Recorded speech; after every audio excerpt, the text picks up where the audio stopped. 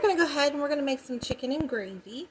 So I got a little bit of oil here heating up in my pan. And I have one large onion that I'm going to saute up. So we're going to go ahead and get this sauteed.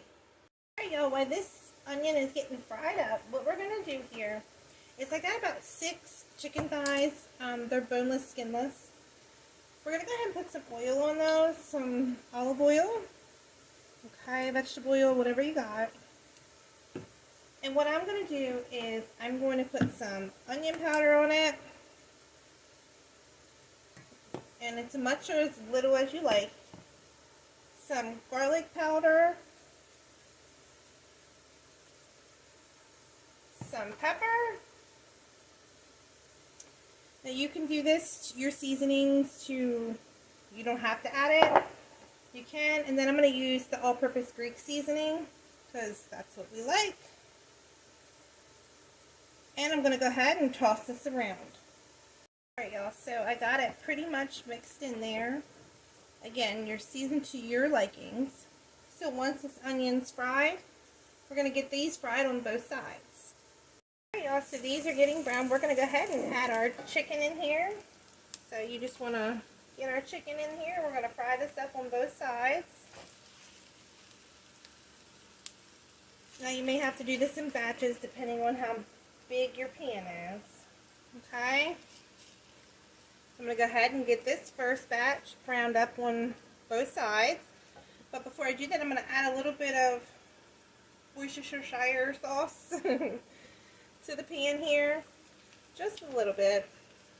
Maybe a tablespoon or 2. Okay, so let's get this fried up.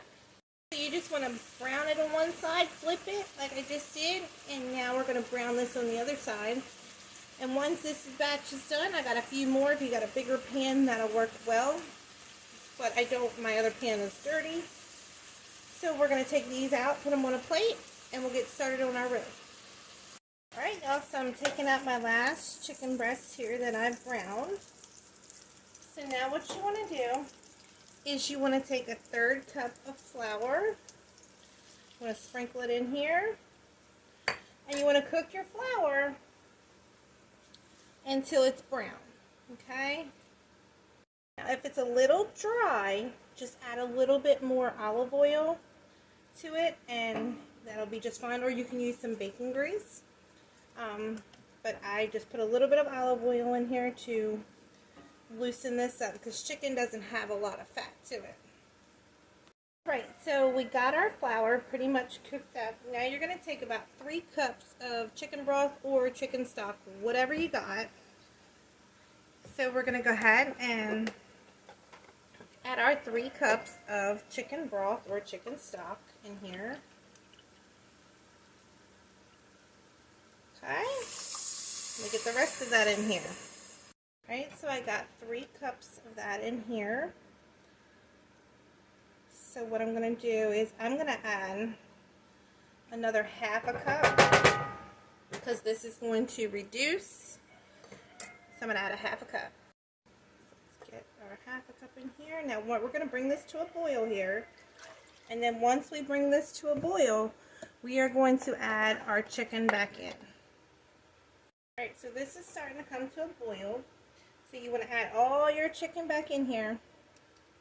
And we're going to turn this down to a simmer. And we're going to cook this for about 45 minutes to an hour. Okay? Also, I got all my chicken and the juices all in here. So we're going to go ahead and we're going to put the lid on this. And we're going to cook this 45 minutes to an hour. Alright y'all, so it's been about 45 minutes. This is all done. You can leave it in for an hour if you want. So, there's plenty of gravy in there. We're going to serve this over mashed potatoes, and I'm going to make a side of rice because my kids like it with rice. So we're going to have the chicken, and we're going to cook it till it falls apart. So when I picked it up, it fell apart. So I hope everyone has a great evening. Give this a try. Let us know how you enjoy it. I have cookbooks available for those of you who are interested in those. 212 recipes. The second volume is almost done. So everybody have a great evening. If you have any questions, get in contact with me. bye.